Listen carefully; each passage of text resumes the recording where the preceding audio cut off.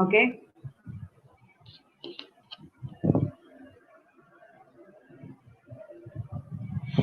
Okay, we will start the class now.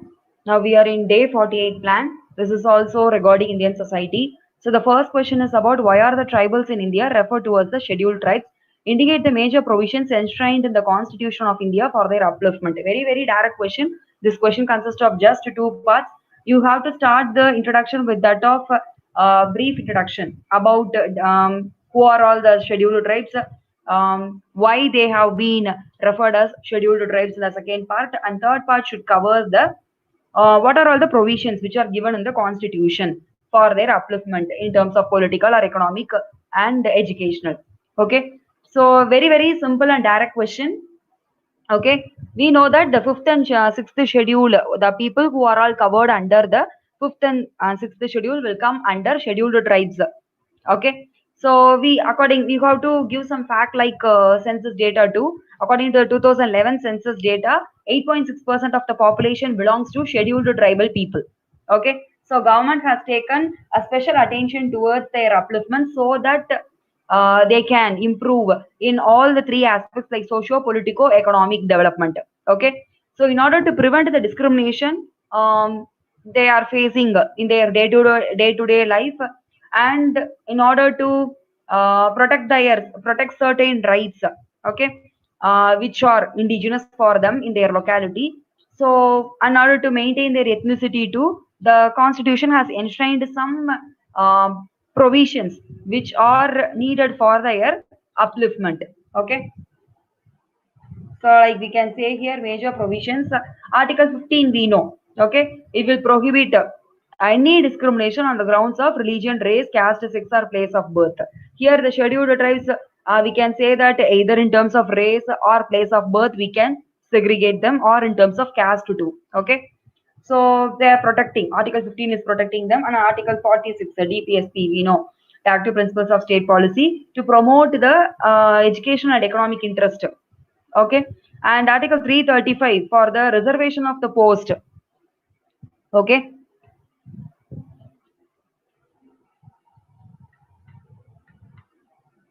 for the scheduled tribes, and Article 330 regarding the reservation of the seats in terms of Lok Sabha, 332 plus 2. Okay, in state legislative assembly, and 243D local self government, reservation of seats to scheduled tribes in the panchayat. Okay, and Article 243T provides for reservation of especially for women who are belonging to scheduled tribes with that of not less than 1/3, 33% reservation for them. Okay, so these are all the provisions which are all provided for their upliftment. And also we know that National Commission for Scheduled Tribes was there. Okay, that is Article 338. Okay, only paved way for this NCST, that is National Commission for Scheduled Tribes, for the planning process, that is for the upliftment, for their development in terms of social and economic. This commission will help in the planning process. Okay, especially for planning the schemes or welfare programs regarding scheduled tribal upliftment.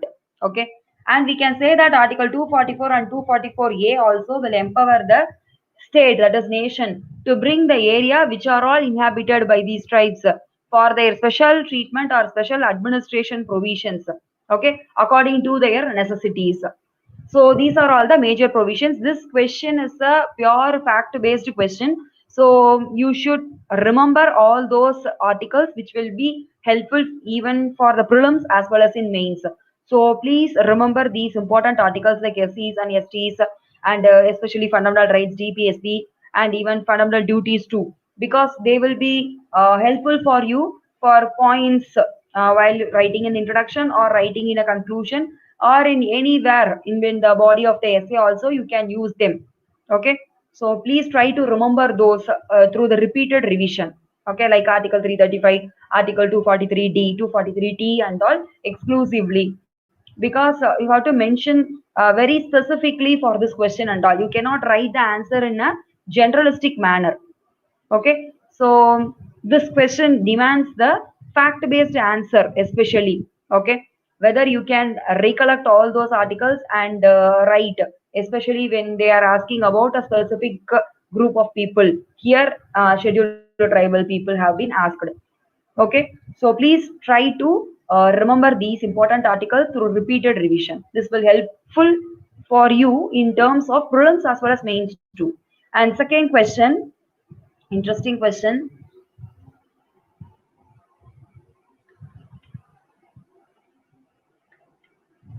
Distinguish between religiousness or religiosity and communalism, giving one example of how the former has got transformed into later in independent India.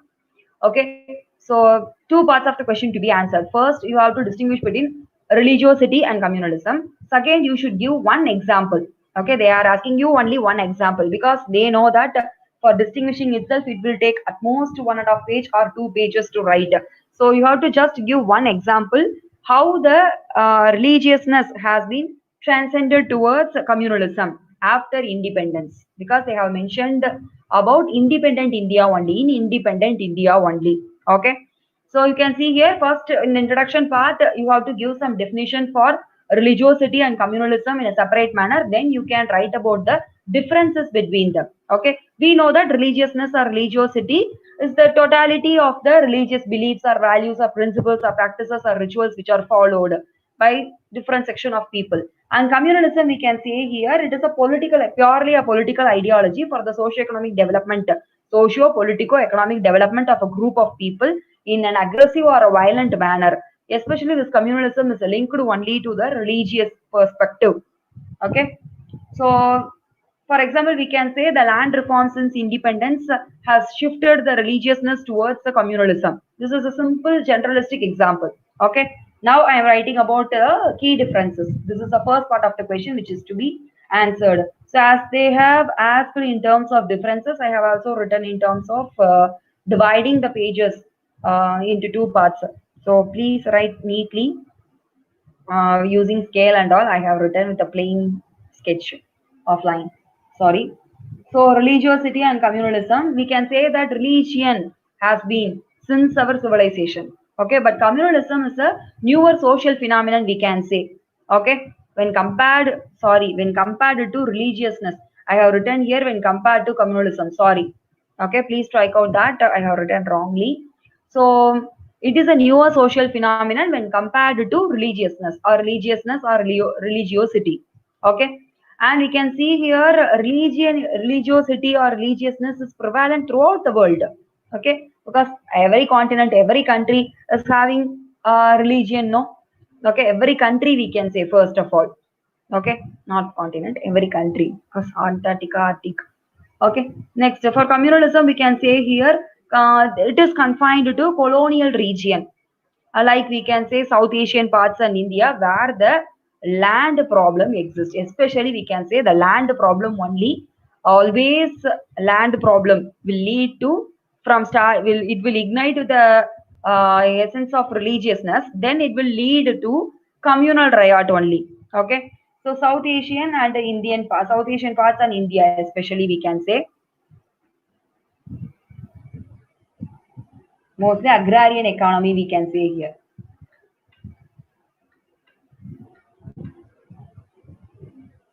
Sorry.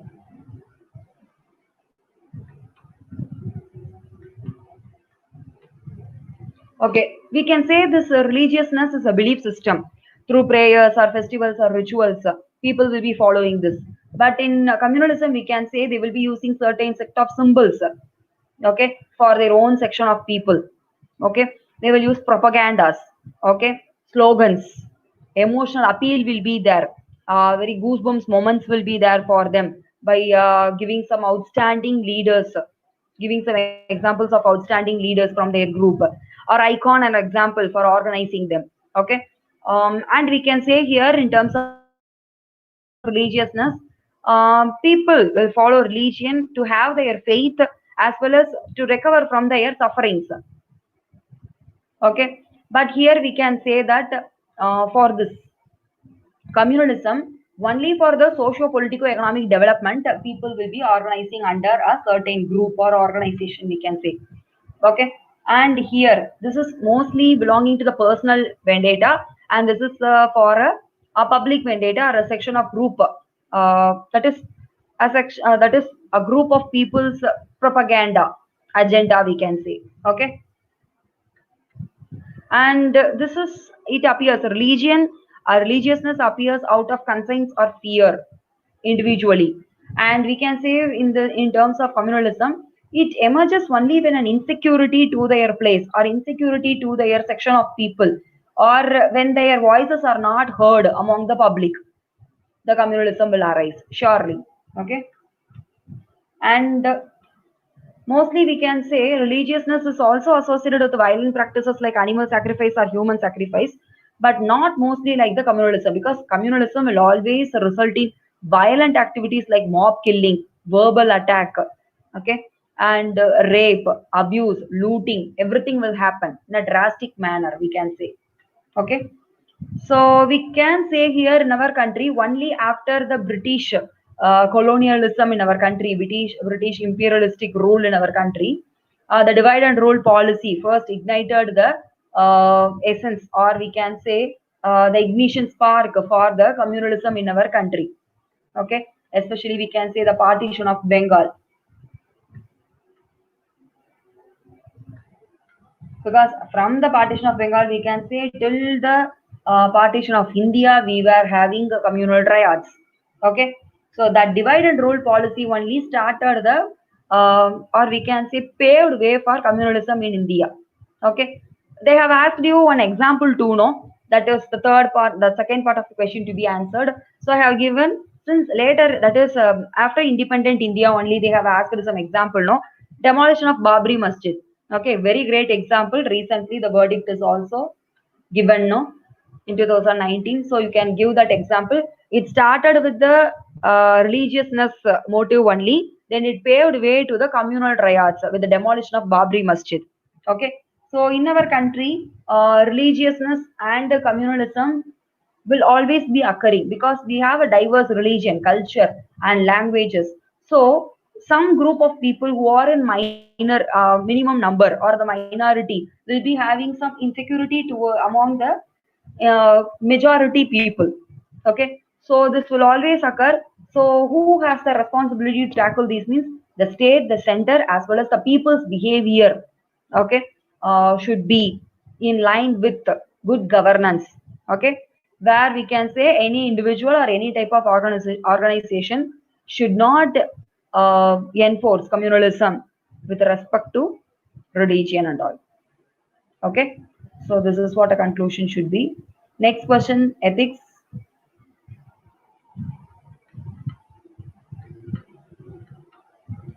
In the context of defense services, patriotism demands readiness to even lay down one's life in protecting the nation. According to you, what does patriotism imply in everyday civic life? Civil life, sorry. Explain with illustrations and justify your answer. So you have to give some examples too here. So first part of the question should be what is patriotism in terms of defense services. Second part of the question should be according to you, it's your own perspective, how the patriotism can be inculcated or assimilated in everyday civic life. Normally we are leading our life, no? So in the due course itself, how you will be showing your patriotism. That's all. Okay, you have to justify your answer with some examples too, illustrations. Okay, some incidents should be illustrated here. That's all. So it's this question is purely my perspective. So you can write your own definition for patriotism, but the demand of the question should be answered. Like what is about patriotism and what is it meant in terms of defense services, and according to you, how in the everyday civic life patriotism will be implied. Okay, you have to justify your answer with some examples too. That's all. Okay. So I have given my definition that patriotism can be defined as the individual's dedication and sacrifice towards a particular objective. Here in defense services means the safety and security of the country to be ensured. Okay. And here we can say patriotism is a basic value, or we can say it is the theme. But the field where it occurs, where it should be showed will be differing. Okay. So, but the essence, or we can say the theme of the patriotism is everywhere, in every field, in a normal life too. Okay. So, that just the subject matters. Okay, the subject will differ, but the objective of the patriotism is the same. Just the subject will differ. That's all.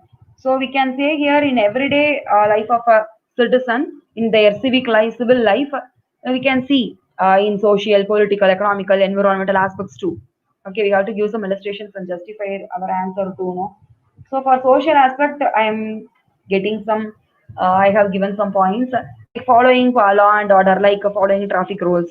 Okay, avoiding corruption or bribery for getting any kind of service from the officials, or preventing bogus beneficiaries, like fake accounts. Okay, in ration shops, like this. And political aspects, exercising right to vote regularly and not getting money for your vote. Okay, and denial of money at that time, and awareness about the respective constituency and parties. So to whom you are voting, so to which party that person belongs, so what is their average winning, or we can say average service in the previous years. So like this, we should have some awareness about the respective constituency or parties. This is also a kind of patriotism through which we are aware about our country's political response. Okay, and economical aspect, you can say paying income tax regularly, and maintaining accounts of expenditure and revenue properly. Okay, and no fraudulent practices in getting subsidies or incentives. Okay, some people will be doing, some sort of people. So environmental aspects, we can say in public places, public hygiene should be maintained, and afforestation programs rather than deforestation should participate in afforestation programs. And also we can change our habits of getting plastic materials to indigenous organic materials. So apart from this, we can say how to impart these patriotic feeling means with the help of ethical values like honesty, empathy, probity, and impartiality. We can inculcate this patriotism in all the fields. That is just the subject differs, but the objective of the patriotism remains the same. Okay, that's all for today's class. Tomorrow again we will meet with the day 49 plan at 9 o'clock in Gypsy Meet. Till then, be bold, be strong, keep smiling, be happy. Thank you.